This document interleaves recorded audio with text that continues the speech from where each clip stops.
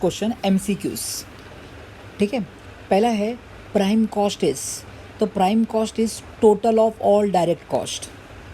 फिर यहाँ पे देखो ये 9 अक्टूबर 2014 का पेपर है। Dash is most likely to be a fix cost, इसमें से कौन सा फिक्स कॉस्ट है, तो rent is most likely to be fix cost. Process of ascertainment of cost, बेटा कॉस्ट को असर्टेन करना मतलब फाइंड करना कि इसको बनाने में कितना खर्चा हो रहा है, इसी को बोलते हैं costing. Process of ascertainment of cost is known as costing. Next, cost which can be identified easily is called as direct cost. Cost which can be identified easily मतलब ये खर्चा भैया मैंने आपके लिए किया है, तो डायरेक्ट कॉस्ट। और ऐसे कुछ खर्चे जो हमने पूरे ऑर्गेनाइजेशन के लिए किया है उसको बोलते हैं इनडायरेक्ट कॉस्ट। इनडायरेक्ट कॉस्ट का ही दूसरा नाम है overheads. Goods received note is prepared by stores department. Interest on investment, बच्चों interest on investment indirect income है, ये सिर्फ फाइनेंशियल अकाउंटिंग में रिकॉर्ड होती है। It increases financial profit. Tea and lunch break is normal idle time. Warehouse expense is an example of distribution overheads. Payroll क्या show करता है, gross wages, deductions, net wages की all of the above. Answer क्या आएगा, all of the above. Under perpetual inventory control stock is verified continuously. याद रखना बच्चों, inventory control में दो सिस्टम होते हैं, एक होता है परपेचुअल। परपेचुअल में क्या होता है, स्टॉक इज वेरीफाइड कंटिन्यूसली, और एक होता है पीरियोडिक। पीरियोडिक मतलब क्या, at regular interval of time हम लोग एक्चुअल स्टॉक काउंटिंग करते हैं, फिजिकली स्टॉक काउंटिंग करते हैं। नेक्स्ट है बच्चों, से ट्रू और फॉल्स। इसमें sunk cost are relevant for decision making. Sunk cost are relevant for decision making. Sunk cost ऐसा खर्चा जो हो चुका है। Sunk cost are relevant for decision making, नहीं, फॉल्स है ये। एडमिनिस्ट्रेशन कॉस्ट मतलब ऑफिस के खर्चे आर मोस्टली वेरिएबल कॉस्ट, नहीं, ऑफिस के खर्चे फिक्स होते हैं। आप संक कॉस्ट का मतलब होता है बेटा वो खर्चा ना जो ऑलरेडी हो चुका है, तो डिसीजन मेकिंग में वो खर्चे काम नहीं आने वाले। डिसीजन मेकिंग में आगे क्या क्या खर्चे होने वाले हैं, जैसे कि एग्जांपल के लिए बेटा आपने सपोज एक एग्जांपल लेते हैं। एग्जांपल ये है कि आप ना यहाँ से जाते हो CST और आपने रिटर्न टिकट ले लिया। हेलो, हाँ, तो आपने रिटर्न टिकट लिया 30 रुपये का, ठीक है। अब क्या हो गया, आते वक्त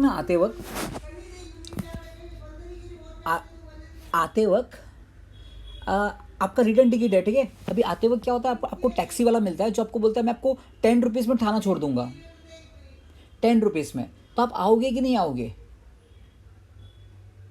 तो आपको ना बेटा देखो ध्यान सुनना, अब यहाँ पे आपको सोचना होगा, अगर मैं टैक्सी से आऊँगा तो मेरे को 10 रुपीज़ लगेगा, और अगर मैं ट्रेन से आया तो मेरे को फ्री होगा। क्यों फ्री होगा, क्योंकि मैंने ऑलरेडी टिकट ले चुका हूँ, मैं वो टिकट का खर्चा तो लग चुका है ना, रिटर्न टिकट ले चुके हो आप। तो संक कॉस्ट मतलब क्या, वो खर्चा जो हो चुका है। तो अब मुझे आगे करना चाहिए या नहीं करना चाहिए, उसके लिए अपने को देखना होता है इंक्रीमेंटल कॉस्ट, कि यहाँ से क्या खर्चे होने वाले हैं। Sunk cost they are not relevant for decision making. दूसरा, एडमिनिस्ट्रेशन कॉस्ट मतलब ऑफिस के खर्चे अक्सर फिक्स होते हैं, तो ये बोलता है वेरिएबल, झूठ बोलता है। The cost of abnormal waste, बेटा एबनॉर्मल जो वेस्ट होता है ना उसको हम लोग डायरेक्टली कॉस्टिंग P&L में लिखते हैं, तो ये is added to the cost of the product, false है। Earnings under Halsey and Rowan plan are same, बेटा दोनों में अर्निंग सेम कैसे होता है, गलत बोलता है। Cost accounting is a branch of financial accounting, false है। अंडर और over absorption of overhead takes place only when a predetermined rate of overhead is used, हाँ बच्चों true. Reconciliation of cost in financial accounts is necessary in case of non-integrated system of accounts। बच्चों reconciliation का जरूरत तब पड़ता है जब accounts कैसा बेटा नॉन इंटीग्रेटेड है। नॉन इंटीग्रेटेड मतलब क्या, हम लोग फाइनेंशियल अकाउंटिंग अलग कर रहे हैं, कॉस्ट अकाउंटिंग अलग कर रहे हैं। डेफिनेटली फाइनेंशियल अकाउंटिंग के रूल्स अलग है, कॉस्ट अकाउंटिंग के रूल्स अलग है। तो दोनों का जो प्रॉफिट आएगा वो अलग अलग आएगा, तो वहाँ पे रिकंसिडर जरूरत पड़ेगा। ट्रू है, समझ में आ गया चलो आपको? हेलो, अकाउंट नेसेसरी, हाँ ट्रू है ये, ठीक है। नेक्स्ट है secondary packaging cost is not production cost but distribution cost. Definitely बच्चों secondary packaging cost distribution cost है, ट्रू है। Purchase requisition note is prepared by the stores department, बेटा purchase requisition note is prepared by the stores department, ये भी true है बच्चों। Stores ledger is maintain in the cost accounting department, ये भी true है। Then we come to the October 15 का paper, थोड़ा थोड़ा सा इंटरेस्ट दिखाना। यहाँ पे क्या लिखा है, the aggregate of all direct cost is termed as, आप बताओ क्या आंसर आएगा? The aggregate of all direct cost is termed as, very good, prime cost. Order should be place with the supplier when the inventory touches, बेटा नया order कब place करना चाहिए? when the inventory touches, very good, reorder level. Under perpetual inventory system, perpetual means continuous, stock is ascertained continuously. Next एक बेटा labour turnover, labour turnover मतलब क्या? पुराने वर्क को छोड़ के जाना। बेटा लो वेजेस भी आएगा, लो वेजेस भी आएगा।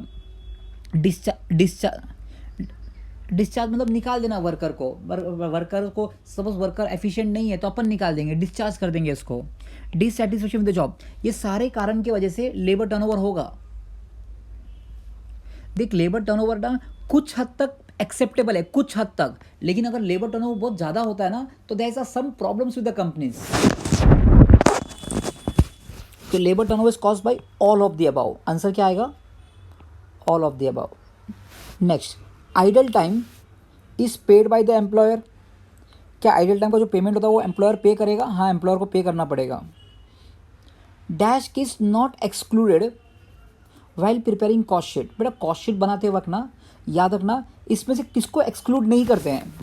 पहला तो ये देखिए बेटा, एक जरा यहाँ पे क्वेश्चन अच्छे से समझना, items that are not recorded in cost sheet, ऐसी कौन सी आइटम्स है जिसको कॉस्ट शीट में रिकॉर्ड नहीं करते?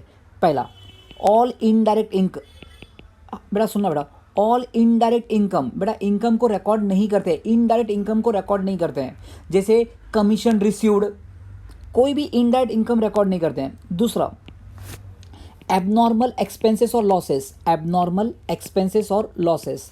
तीसरा रिटर्न ऑफ ट्रांजेक्शन, मतलब goodwill return of, patents return of, कोई भी रिटर्न ऑफ ट्रांजेक्शन रिकॉर्ड नहीं करते हैं। चौथा फिनेंशियल एक्सपेंस, कौन सा बेटा? फाइनेंशियल एक्सपेंस रिकॉर्ड नहीं करते हैं। पांचवा अप्रोप्रिएशन आइटम, अप्रोप्रिएशन आइटम मतलब डिस्ट्रीब्यूशन ऑफ प्रॉफिट, जैसे transfer to reserve, provision for tax, ये रिकॉर्ड नहीं होता। और छठवा बेटा एसेट खरीदना मतलब कैपिटल एक्सपेंडिचर, ये रिकॉर्ड नहीं करते हैं। वैसे भी ना बच्चों एसेट खरीदना खर्चा नहीं होता, ना तो वो फाइनेंशियल अकाउंटिंग में रिकॉर्ड होता है ना कॉस्ट अकाउंटिंग में रिकॉर्ड होता है। तो देखो गुडविल रिटर्न,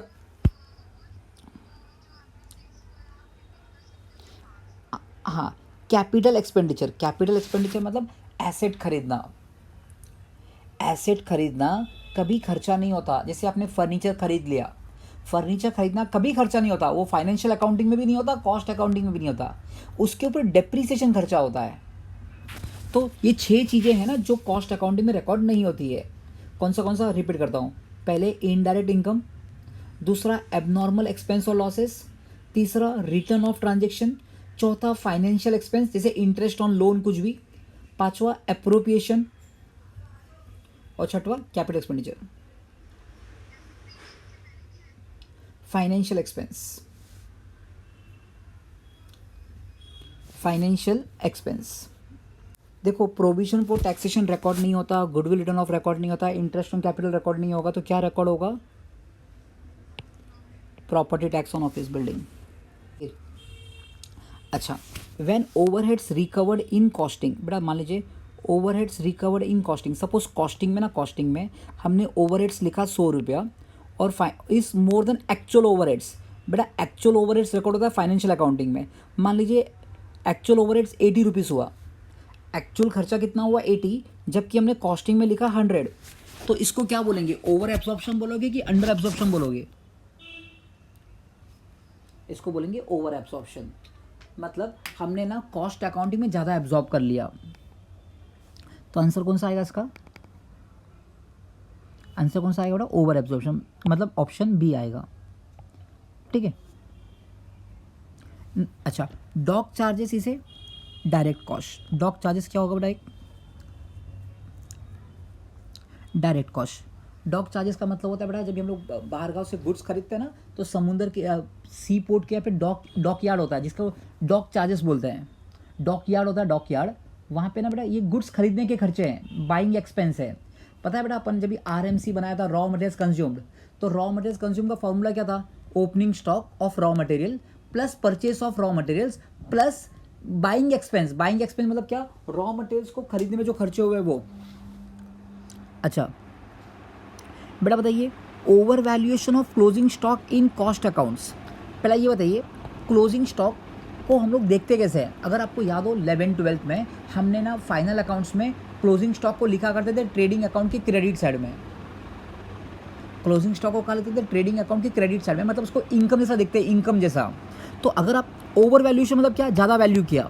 तो अगर इनकम ज़्यादा दिखाओगे तो कॉस्टिंग प्रॉफिट क्या होगा? बढ़ेगा कि कम होगा? बढ़ेगा। It increases costing profit.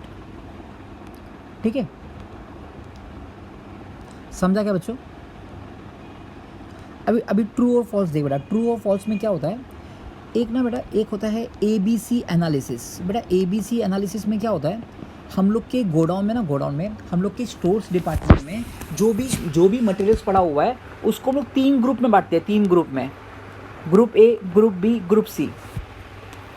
Group A में वो सामान रखते हैं जो सबसे कॉस्टलीस्ट सामान है, सबसे कॉस्टलीस्ट जैसे, और ग्रुप B में मॉडरेट, और ग्रुप C में बेटा जो बहुत ही सस्ते माल है, जैसे ऑयलिंग है, ग्रीसिंग है। तो हम लोग क्या करते हैं, स्टोर्स डिपार्टमेंट में जो मटेरियल्स पड़ा हुआ है उसको 3 ग्रुप में बांटते हैं as per ABC analysis. A stands for the costliest item, और हम लोग को इस A आइटम पर ज़्यादा ध्यान देना होगा कि भाई इसका मिसयूज़ ना हो।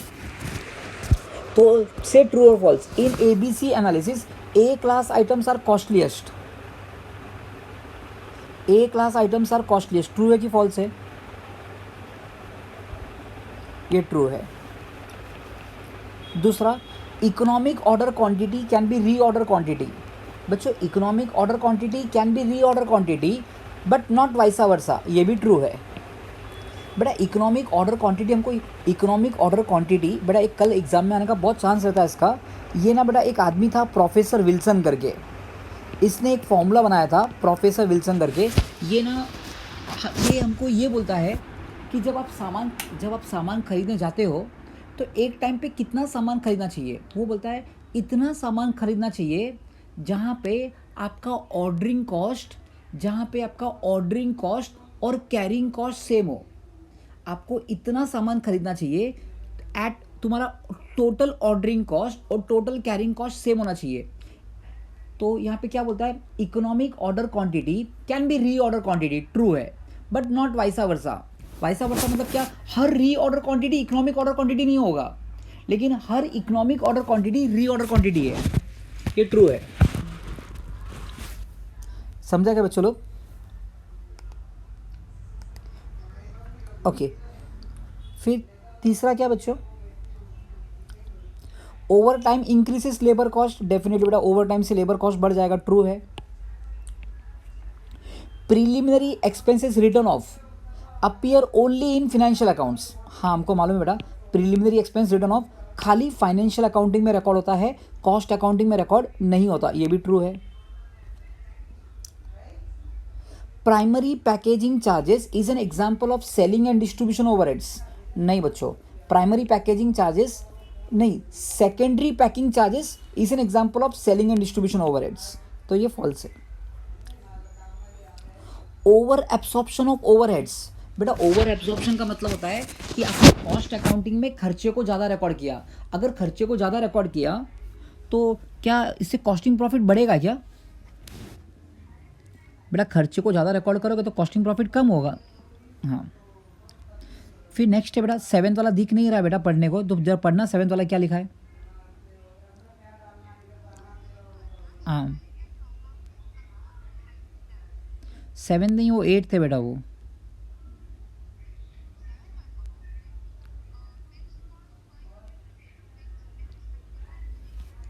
नहीं नहीं नहीं, फिक्स कॉस्ट पर यूनिट बेटा सेम नहीं रहता।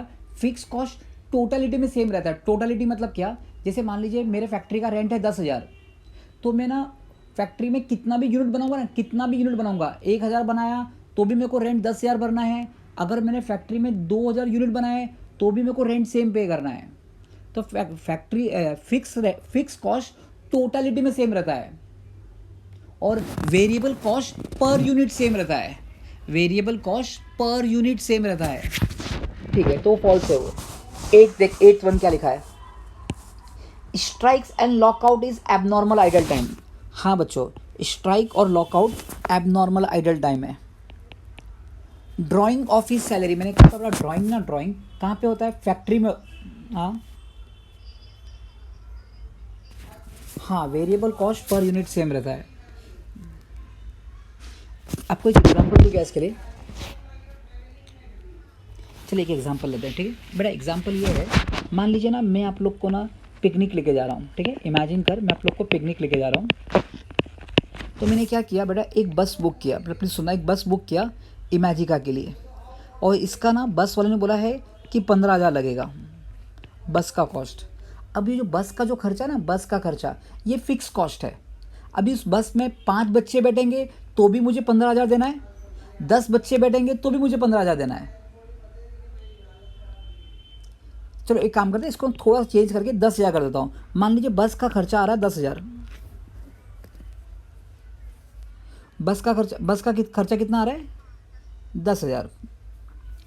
तो अगर मैंने मान लीजिए वहाँ पे 10 बच्चे को बिठाया तो भी 10,000 आएगा, 20 बच्चे को बिठाया तो भी 10,000 आएगा, और 30 बच्चे को बिठाया तो भी 10,000 आएगा, 40 बच्चे को बिठाएगा तो भी 10,000 आएगा। तो जितने ज़्यादा मैं स्टूडेंट बढ़ाऊंगा ना, मेरे को पर स्टूडेंट सस्ता पड़ जाएगा। इसीलिए तो लोग क्या करते हैं, शेयरिंग करके जाते हैं। ठीक है, अच्छा फिर वहाँ पे मैंने इमेजिका का मैंने टिकट लिया, और वहाँ पे टिकट है 900 रुपीज़ पर स्टूडेंट। 900 रुपीज़ पर स्टूडेंट। अब क्या होगा, जितने ज़्यादा स्टूडेंट मैं लेके जाऊँगा उतना मुझे पे करना पड़ेगा। हर स्टूडेंट के पीछे 900 रुपये पे करना पड़ेगा। तो ये है वेरिएबल कॉस्ट। तो वेरिएबल कॉस्ट पर स्टूडेंट, मेरा पिकनिक वाले एग्जाम्पल में variable cost per student same रहेगा। ठीक है, थोड़ा फटाफट करता हूँ बेटा। हाँ अच्छा, अभी अपन ने देखा स्ट्राइक और लॉकआउट एबनॉर्मल आइडल टाइम है। हाँ, ये एबनॉर्मल आइडल टाइम है। फिर drawing office salary is an item of factory overheads. हाँ बच्चों, drawing office salary is an item of factory overheads, true. ये सिखाया था बच्चों, ड्राइंग कहाँ पे होती है बेटा, फैक्ट्री के अंदर। ड्राइंग मतलब बेटा वो कैसे प्रोडक्ट को बनाना है अपने को। Profit on sale of asset, drawing and designing बेटा, drawing office salary is an item of factory overheads, true है। नेक्स्ट है बच्चों, profit on sale of asset. Profit on sale of asset is an indirect income. ये सिर्फ financial accounting में record होती है, cost accounting में रिकॉर्ड नहीं होता। तो profit on sale of asset is shown in financial account, true. Next, नवंबर 16 का पेपर चालू कर रहे हैं अभी अपन। Cost accounting is directed toward the needs of, बेटा इसका आंसर आएगा इंटरनल यूजर्स। किसके लिए बेटा, इंटरनल यूजर्स। अच्छा तू बता कि बेटा कॉस्ट ऑफ प्रोडक्शन का फॉर्मूला क्या है। अगर कॉस्ट शीट तेरे को अच्छे से आती होगी तो तेरे को कॉस्ट ऑफ प्रोडक्शन आ जाएगा। देख कॉस्ट ऑफ प्रोडक्शन कैसे निकालते थे, याद आ रहा है कुछ चीज़। इट वाज क्या था पता है, डायरेक्ट मटेरियल्स, डायरेक्ट लेबर और डायरेक्ट एक्सपेंस। ये हाँ, प्राइम कॉस्ट में ऐड करोगे फैक्ट्री ओवरहेड्स तो आता था, नहीं तो वर्क्स कॉस्ट आता था। हाँ, इसमें ऐड करने का बेटा एडमिन ओवरहेड्स तो आ जाता था तुम्हारा कॉस्ट ऑफ प्रोडक्शन। तो फॉर्मूला क्या बनेगा,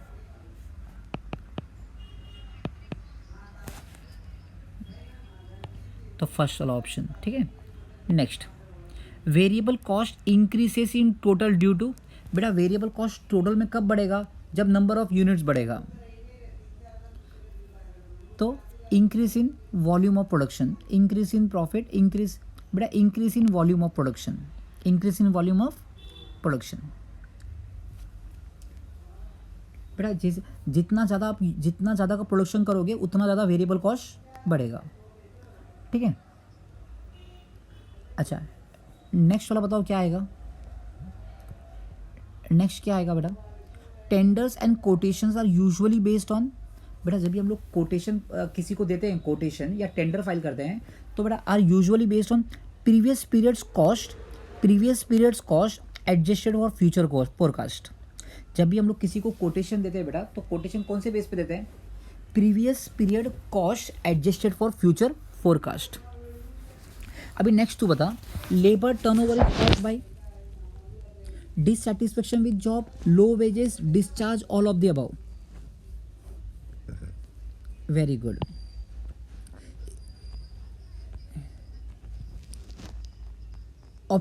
ऑप्शन डी, प्रीवियस पीरियड का कॉस्ट। बेटा कभी भी हम लोग ना जब भी फ्यूचर प्रेडिक्ट करते हैं ना, जब भी हम लोग फ्यूचर प्रेडिक्ट करते हैं तो प्रीवियस ईयर को देखकर और फ्यूचर को फोरकास्ट को देखकर दोनों को एडजस्ट करके हम लोग कोटेशन फाइल करते हैं।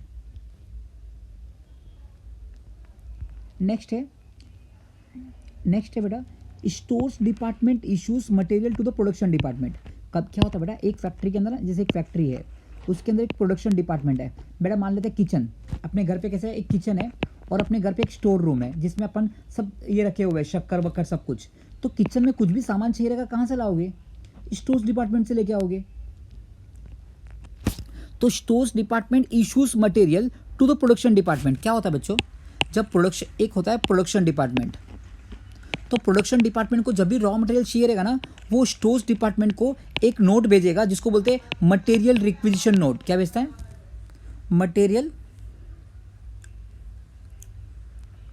Material requisition note. बेटा stores production department stores department को मटेरियल रिक्विजिशन नोट भेजेगा कि मेरे को ये मटेरियल चाहिए, फिर जाके स्टोर्स डिपार्टमेंट माल भेजेगा। Economic order quantity refers to, तू बता क्या होगा बेटा, 7th का क्या आंसर आना चाहिए, economic order quantity EOQ refers to the quantity of materials to be ordered at a time.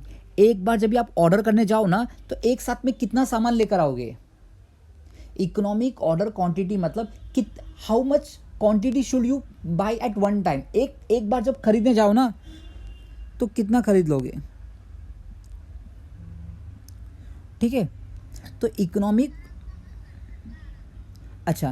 Economic order quantity refers to the quantity of materials to be order at a time.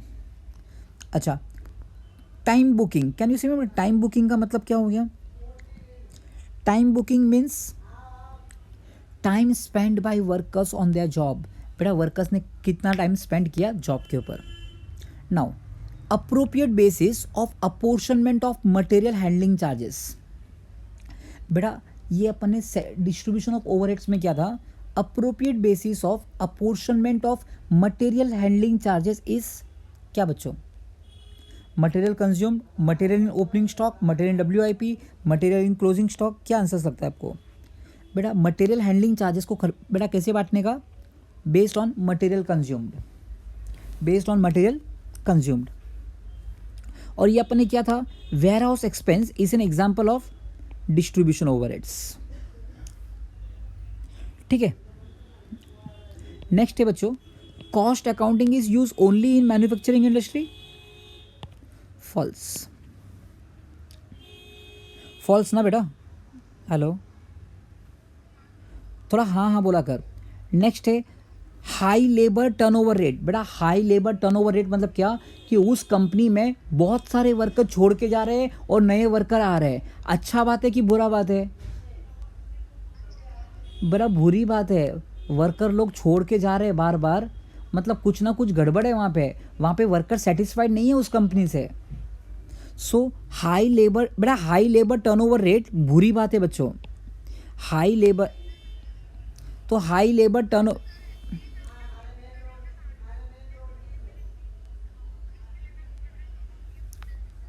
ठीक है, high labour turnover rate denotes good human relation.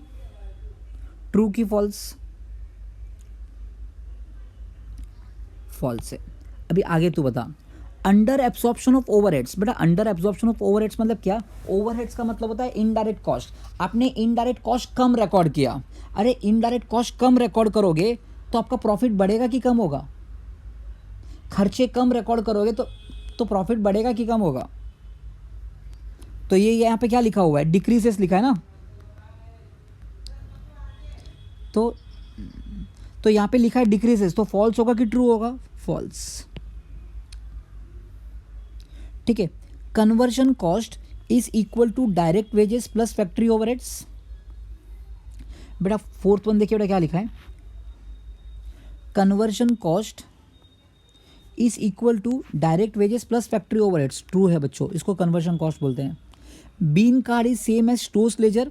False है। Wages, बेटा bin card ना एक system होता है जिसमें क्या होता है कि बीन कार्ड मतलब जैसे आप मेडिकल कैंप पे जाते हो ना, तो वहाँ पे एक ऐसा लगाते हैं बीन कार्ड जैसा, तो जितना मटेरियल्स आया वहाँ पे उधर ही रिकॉर्ड कर देते हैं, इतना आया इतना गया।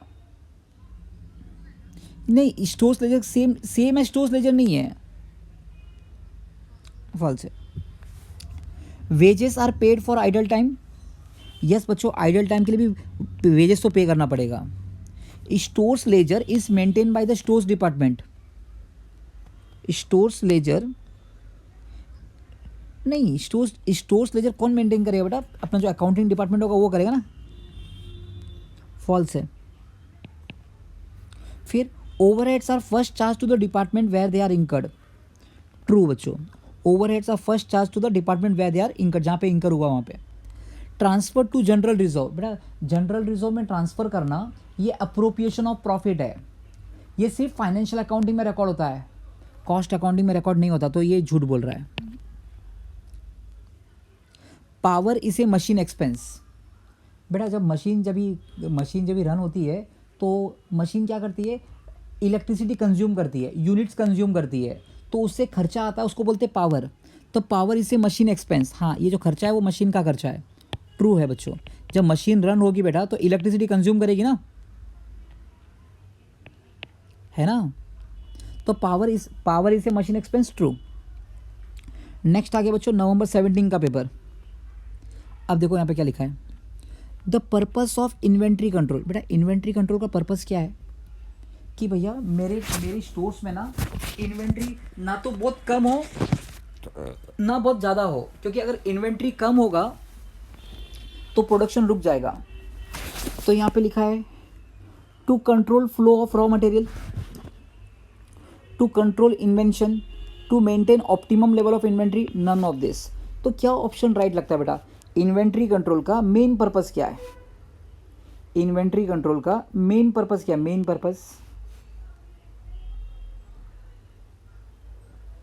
मेन बेटा purpose of is to maintain optimum level of inventory.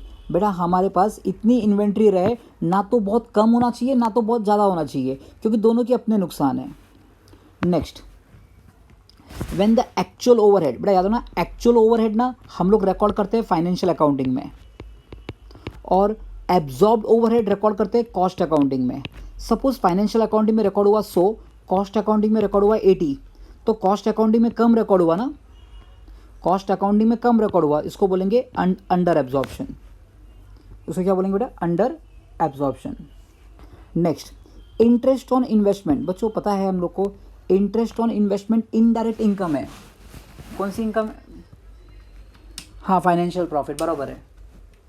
Interest on investment increases financial profit, क्योंकि ये सिर्फ फाइनेंशियल अकाउंटिंग में रिकॉर्ड होता है। Factory overheads are recovered as.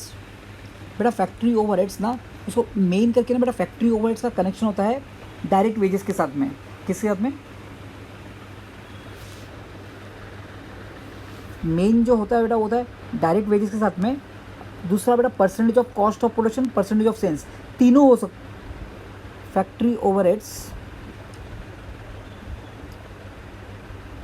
बेटा फैक्ट्री ओवरहेड्स ना क्या आंसर आएगा बच्चों? फिर परसेंटेज ऑफ डायरेक्ट वेजेस। फिर वेरिएबल कॉस्ट ऐसा कॉस्ट होता है बेटा which changes with the change of output, proportionately with the change of output. जैसे आउटपुट बढ़ेगा वेरिएबल कॉस्ट बढ़ेगा।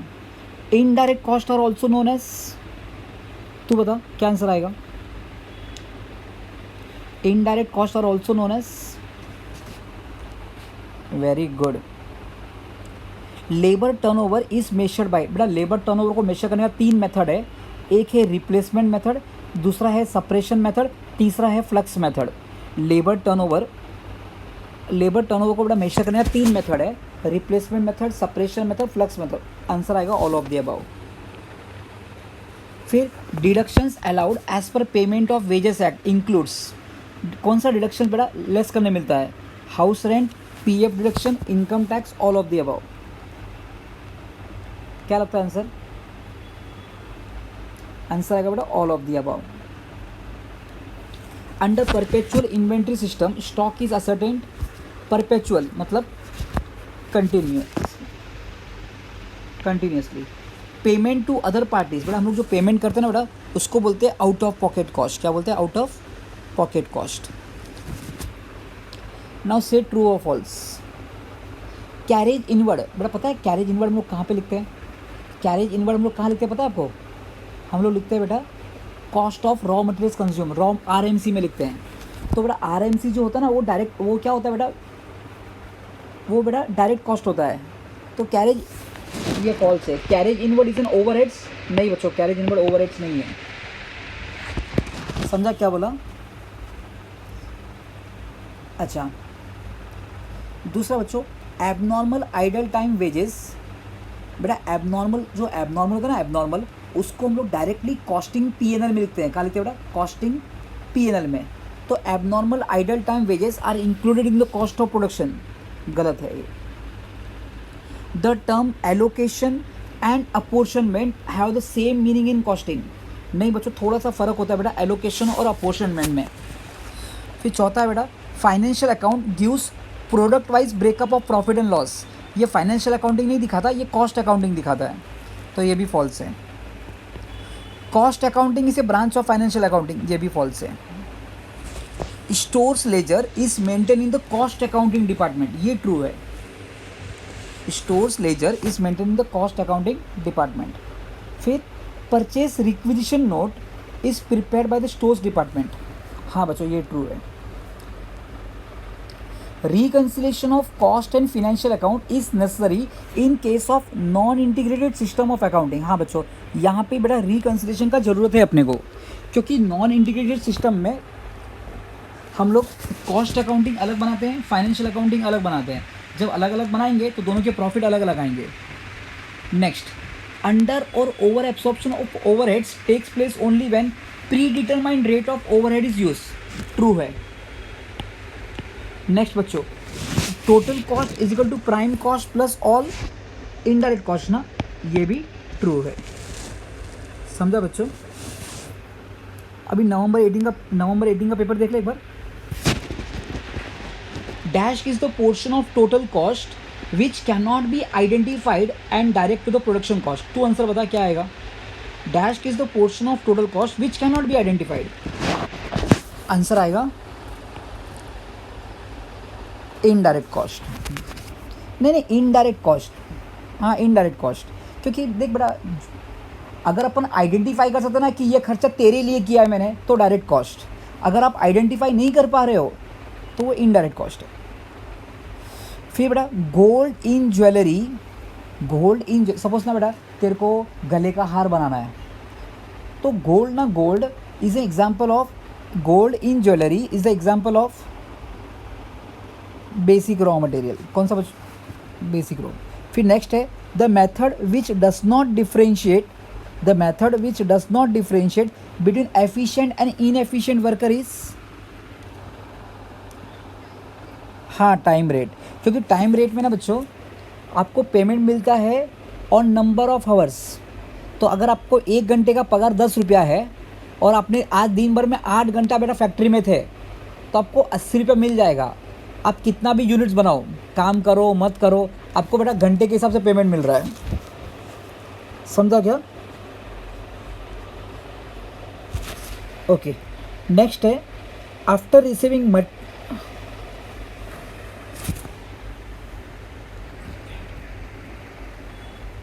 वो पीस रेट है, पीस रेट। हाँ देख, आज ना वो नाम क्या है, सुमित ने ना कुछ फ़ोटो भी भेजे लेबर कॉस्टिंग का। जा देख वहाँ पे मेरे बुक में लिखा हुआ था, तो उसने फ़ोटो भेजा हुआ है, जा देख लेना उसमें। अच्छा अभी नेक्स्ट है, after receiving material inspection note the receiving official will prepare. जिसको ये मिलेगा ना वो क्या प्रिपेयर करेगा, गुड्स रिसीव्ड नोट। क्या प्रिपेयर करेगा, गुड्स रिसीव्ड नोट। फिर नेक्स्ट है बेटा सैलरी ऑफ वर्क्स मैनेजर। बेटा वर्क्स का मतलब होता है फैक्ट्री, तो salary of factory works manager, इसे क्या आएगा बच्चों,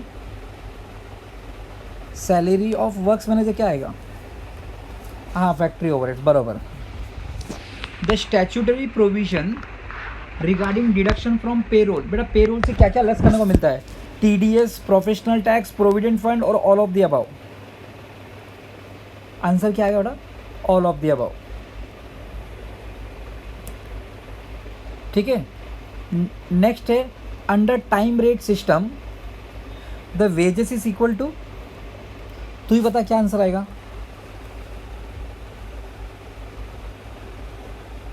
labour hours into labour hour rate, मतलब नंबर ऑफ आवर्स वर्क, आपने कितना घंटा काम किया, इंटू रेट पर हार।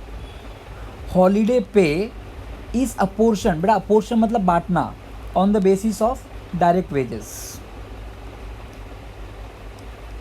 इंटरेस्ट ऑन बैंक डिपॉजिट, बच्चों इंटरेस्ट ऑन बैंक डिपॉजिट, आपने बैंक में डिपॉजिट किया, वहाँ से आपको इंटरेस्ट मिला, ये इनडायरेक्ट इनकम है। ये इनडायरेक्ट इनकम सिर्फ फाइनेंशियल अकाउंटिंग में रिकॉर्ड होती है, तो credited in financial profit and loss account. Dash is not included in the administrative cost, salary of foreman. In reconciliation statement closing stock overvalued in financial account is, बेटा यहाँ पे याद करना, added to costing profit, added to costing profit. Production manager is an example of personal cost centre, personal cost centre. समझ में आया बेटा। अच्छा अभी तू बता, earnings under Halsey and Rowan plan are same, false. जल्दी जल्दी बताना अभी। नेक्स्ट है under perpetual inventory control stock is verified periodically, वहाँ पे stock is verified continuously. Interest on capital is imputed cost, true. FIFO method is usually suitable in case of perishable material. FIFO method में क्या करते हो बेटा, हर lot को separate lot रखते हो, जो पहले आया वो पहले जाएगा, तो is suitable in case of perishable material, true है बेटा। Power failure is an abnormal idle time, ये भी ट्रू है। ड्राइंग ऑफिस सैलरी, क्या बच्चों, drawing office salary is an item of factory overheads, true. फिर goods received note is prepared by store keeper, true. Over absorption of overheads, बेटा over absorption मतलब क्या, overheads मतलब इनडायरेक्ट कॉस्ट, खर्चे।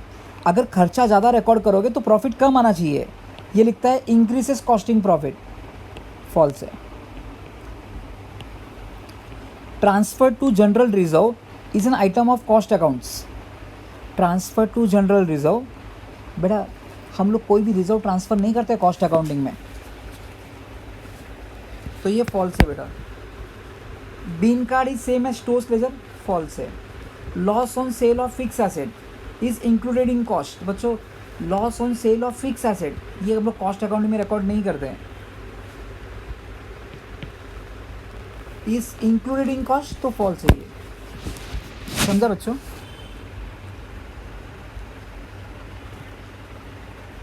Record होता है। अब जस्ट May 19 का पेपर देख लेते हैं, मेरे ख्याल से लास्ट है ना अभी, नहीं May 19 है, November 19 है। अब May 19 देख, dash cost is unaffected by the change in output. Fix cost, बड़ा fix cost is unaffected by the change in output. फिर the cost which does not involve any cash outlay, बेटा ऐसा खर्च है जिससे पैसे बाहर नहीं जाते, उसको बोलते हैं imputed cost.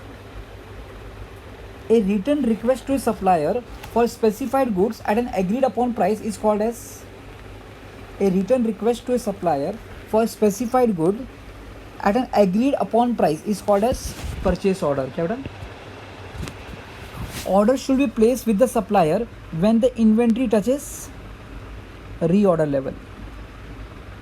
The method of time booking includes time clock, daily time sheet, attendance register. None of the above. The method of time booking includes क्या बच्चों? क्या आंसर आएगा?